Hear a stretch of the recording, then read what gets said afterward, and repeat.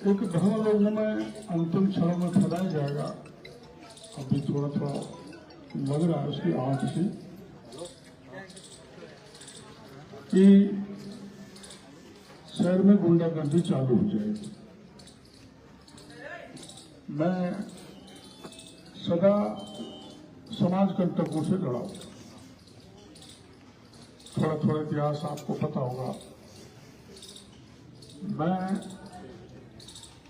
करौली की डालों में जब डकैतों का इलाज पुलिस नहीं कर पाई तो हाथ में हथियार लेकर 15 दिन तक बिहोड़ में घूमता रहा और दुर्दांत डकैत का मैंने अंत करवाया। ये प्रमाण है आप इंडिया टुडे बड़े बड़े चैनलों में उससे आया।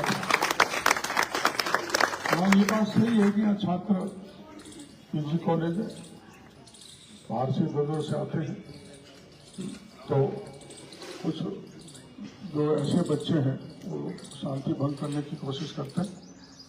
तो मैं आपको वादा करता हूं कि सबसे सुरक्षा दिलाना, सबसे, कोई भी हो, किसी समाज का हो या हमारे समाज का हो या और कोई माफिया हो या पुलिस का अत्याचार हो या सरकारी माफिया भी कई बार परेशान करता है आपको, हर माफिया से सुरक्षा देना डॉक्टर केजरीवाल की जिम्मेदारी है। प्रभु नीलकंठ के चरणों में आपको मैं ये वादा कर रहा हूं, कभी बहकावे में नहीं आए, क्योंकि अब कांग्रेस के पास कुछ बचा नहीं सिवाय अफवाह फैलाने। लोकसभा के चुनाव में भी अफवाह फैलाई और अफवाह का फायदा उठाकर 11 सीट को ले गए। लेकिन अब जनता समझ चुकी है कि ये समाज को पार्टियों में बांटते हैं, कुछ आरक्षण के नाम पे नारा लगाते हैं और उसकी सहानुभूति बटोरकर ये सत्ता में आ जाते हैं। लेकिन मैंने पता किया है, ये लोकसभा चुनाव में जो नुकसान हुआ वही भरपाई जनता हमको दे रही है, क्योंकि जनता पूरी तरह से समझ गई और सातों की सातों सीट राजस्थान में भारतीय जनता पार्टी जीत रही है, जिसमें 2 साल। आप सबको पता बताने की आवश्यकता नहीं है। 5 साल तक जो भी मुद्दा आया, चाहे वो शंभू पुजारी का मामला हो, कितना टेढ़ा काम था, जहाँ 150 पुलिस तैनात हो, एसपी हो, कई थानेदार डिप्टी हो, उनमें से डेड बॉडी को ले जाकर मैं गहलोत साहब के दरवाजे पर रख दूं और तभी आराम करूं जब मांग पूरी हो जाए। आप सभी सनातनी हैं। आमागढ़ पे झंडा फाड़ा गया, मूर्ति तोड़ी गई और मैं आमागढ़ पे चढ़ गया 70 साल की उम्र में और झंडा लहरा दिया। तो मैं पक्का सनातनी हूं,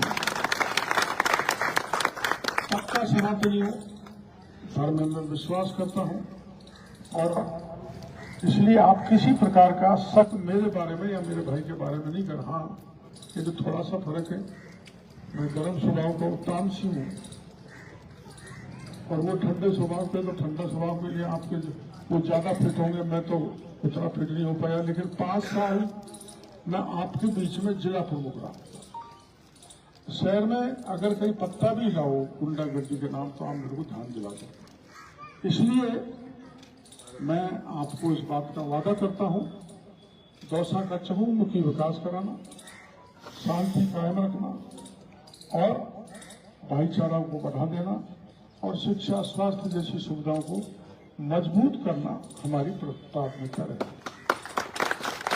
सारा राजस्थान हमारा है, मैं पूरे राजस्थान में घूमता हूं, लेकिन ईस्टर्न राजस्थान के साथ पक्षपात हुआ।